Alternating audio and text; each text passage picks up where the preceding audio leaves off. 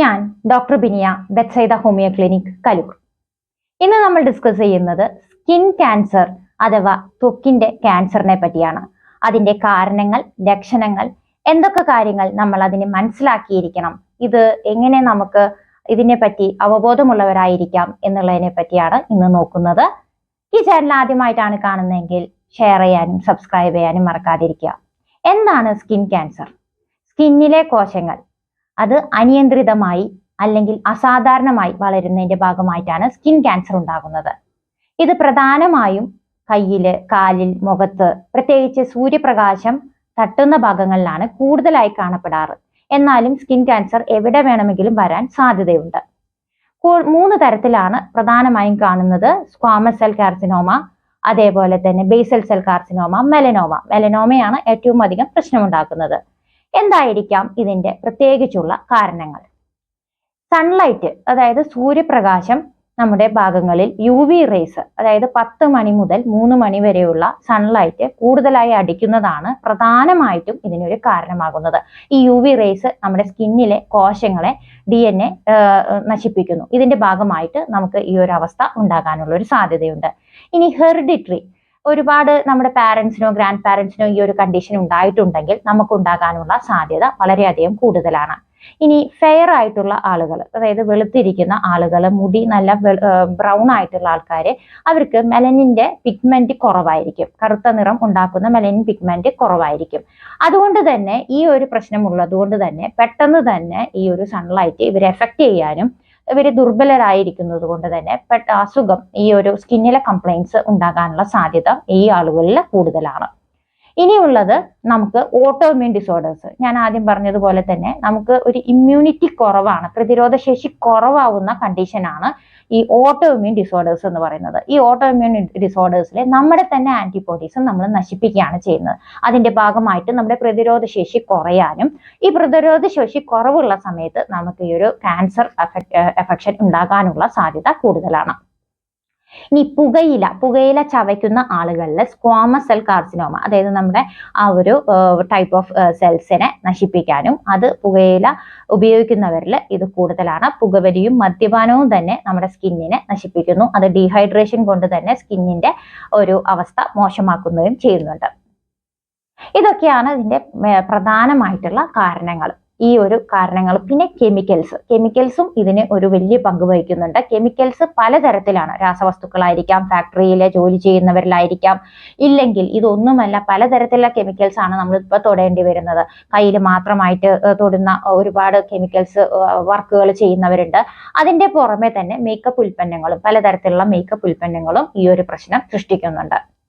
ഇനി അതേപോലെ തന്നെ ടാറ്റൂയിങ് ചെയ്യുക, അതേപോലെ പല കളർ വെക്കാൻ വേണ്ടി പലതരത്തിലുള്ള കെമിക്കൽസ് ഉപയോഗിക്കുക, ഇതൊക്കെ നമുക്ക് ശരീരത്തിന് ചിലപ്പോൾ മോശമായിട്ട് ഭവിച്ചേക്കാം. എന്താണ് ഇതിന്റെ ലക്ഷണങ്ങൾ നോക്കുകയാണെങ്കിൽ പലതരത്തിലാണ്. സ്കിന്നിലെ ഏത് തരത്തിലുള്ള കട്ടിയായി വരുന്നത്, ഡിസ്കളറേഷൻ, അതായത് കളർ മാറി വരുന്നത്, ചോര വരുന്നത്, അൾസറായിട്ട് വരുന്നത്, ഇങ്ങനെ പലതരത്തിലുള്ള കാര്യങ്ങൾ നമ്മൾ ശ്രദ്ധിക്കേണ്ടിയിരിക്കുന്നു.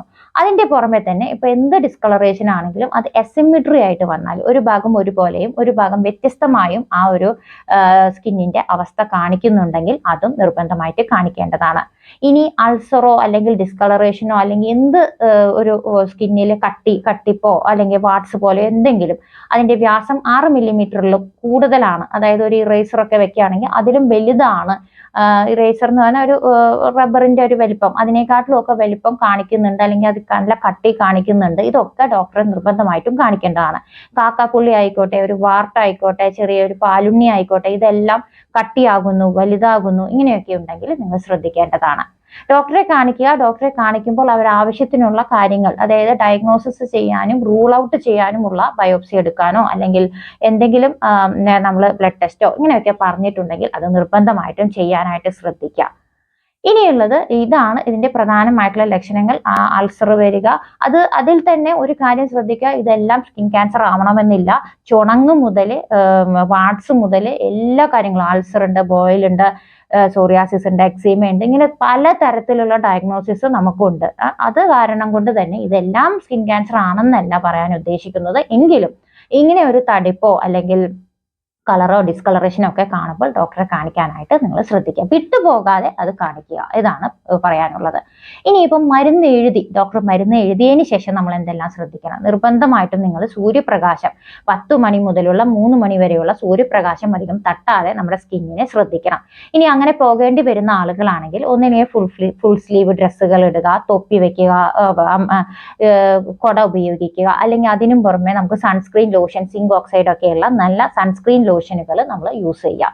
സൺസ്ക്രീൻ ഉപയോഗിക്കുന്നത് വഴി നമുക്ക് ഒരുപാട് ഈ അൾട്രാ വയലറ്റ് റേസിനെ നമുക്ക് പ്രിവെന്റ് ചെയ്യാനായിട്ട് സാധിക്കും.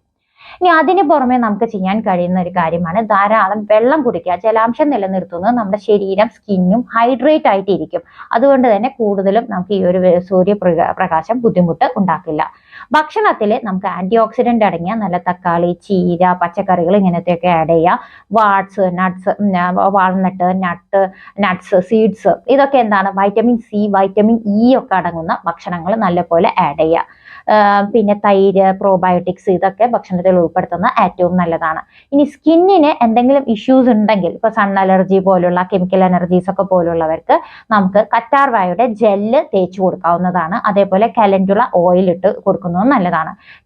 ഗ്രീൻ ടീ കുടിക്കുക, അല്ലെങ്കിൽ പിന്നെ മഞ്ഞളിട്ട പാല് ഇതൊക്കെ എന്താണെന്ന് വെച്ചാൽ നല്ല ആന്റി ഇൻഫ്ലമേറ്ററി ആണ്. അപ്പൊ ഭക്ഷണത്തിൽ നമുക്കൊരു ആന്റി ഇൻഫ്ലമേറ്ററി അവസ്ഥ കൊണ്ടുവരികയാണെങ്കിൽ ശരീരത്തിലും ഈ സ്കിന്നിലും അതേപോലെ തന്നെ ഒരുപാട് ഇൻഫ്ലമേഷൻസ് ഒന്നുമില്ലാതെ നമുക്ക് രക്ഷപ്പെടാൻ കഴിയും. ഇനി ഇതിനെല്ലാം പുറമെ നമുക്ക് ചെയ്യാവുന്നതാണ്, ഭയങ്കര സ്ട്രെസ്സും ഉറക്കക്കുറവും ഒക്കെ ഉണ്ടെങ്കിൽ യോഗയും മെഡിറ്റേഷനും നിർബന്ധമായിട്ടും ചെയ്യണം. കാരണം ഇല്ലെങ്കിൽ ഈ ഉറക്കക്കുറവ് തന്നെ നമുക്ക് പ്രശ്നങ്ങൾ ഉണ്ടാക്കാനുള്ളൊരു സാധ്യതയുണ്ട്. ആവശ്യത്തിനുള്ള എക്സസൈസും സ്കിന്നിലെ പോറ് അടയ്ക്കാതെ, അതായത് സ്കിന്നിൽ നമുക്ക് എല്ലാ ഭാഗത്തും ചെറിയ ചെറിയ പൊത്തുകളുണ്ട്.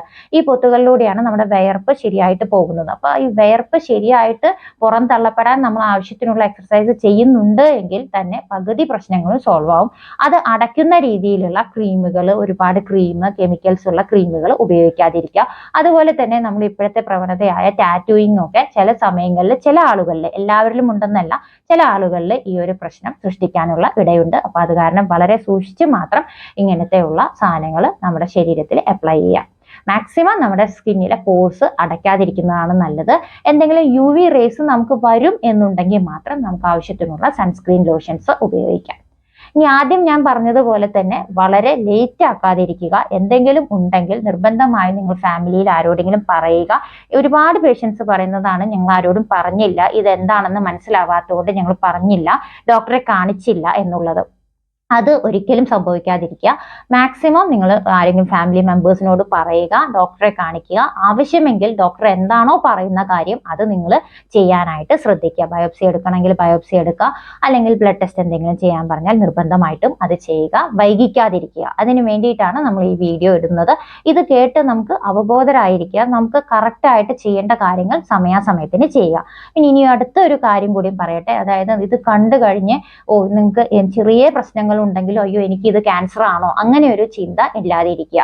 കാരണം എന്താണ്, നമുക്ക് ആവശ്യമുള്ള എന്തെങ്കിലും നമുക്കൊരു പ്രശ്നം ഉണ്ടെങ്കിൽ അത് ഡോക്ടറുടെ അടുത്ത് പോയി അത് റൂൾ ഔട്ട് ചെയ്ത് ഡോക്ടർ പറഞ്ഞു നിങ്ങൾക്ക് യാതൊരു പ്രോബ്ലവും ഇല്ല എന്നുണ്ടെങ്കിൽ നിങ്ങളുടെ മനസ്സിനെ ശക്തരാക്കുക. നിങ്ങൾക്ക് യാതൊരു പ്രോബ്ലവും ഇല്ല, നിങ്ങൾ ഓക്കെ ആയിട്ടാണ് ഇരിക്കുന്നതെന്ന് നിങ്ങളുടെ മനസ്സിനെ തന്നെ പറഞ്ഞ് മനസ്സിലാക്കുക. ഒരിക്കലും പേടി ഒന്നിനും ഒരു പരിഹാരമല്ല. എന്താണെന്നുണ്ടെങ്കിൽ അത് നോക്കുക. ഡയഗ്നോസ് കറക്റ്റ് ആയി കഴിഞ്ഞാൽ നമുക്കതിന് സമാധാനമായിട്ടിരിക്കുക. ഇങ്ങനെയുള്ള വീഡിയോസ് നിങ്ങൾക്ക് ഉപകാരമാകുന്നു എങ്കിൽ ഷെയർ ചെയ്യുക. മറ്റൊരു വീഡിയോയ്ക്കായി കാത്തിരിക്കുക. താങ്ക്